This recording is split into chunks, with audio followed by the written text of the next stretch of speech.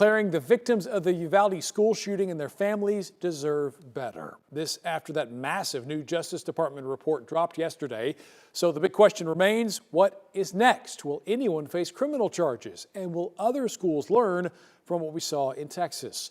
Here's Tiffany Liu. These 600 pages will be pointless if no action is taken, and that's why it comes with a long list of recommendations to prevent failure from happening again. This is the most comprehensive report we've seen. It lists 273 recommendations, among them the adoption of national standards for training to confront active shooters. That would enable a de facto team of similarly trained officers who could rapidly assemble, communicate, and act as a team to rapidly stop the killing and stop the dying. Officers must also be prepared to engage the shooter using just the tools they have with them, even if they don't have a firearm. In Uvalde, nearly 400 officers were on the scene, but it took more than an hour to take the shooter down. As a result, 19 children and 2 teachers were killed.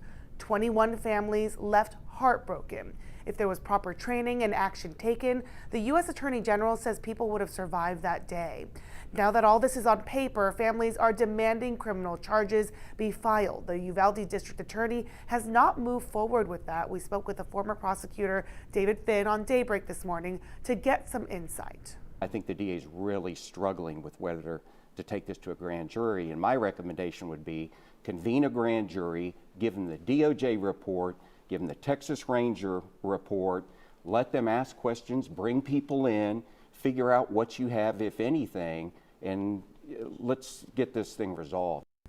And he tells me a charge like criminally negligent homicide is not easy to prove. In Uvalde, you'd be going after an officer, not for what they did do, but for what they did not do. Finn says that will likely be the charge, if any, and that felony has a statute of limitations of 3 years. That means 3 years from the date of the shooting to indictment, which could take a grand jury months to sort through that evidence. So the time is ticking. And of course, if you want to see the full Department of Justice report, you can head over to our website at WFAA.com. Let's send it back to you in the studio.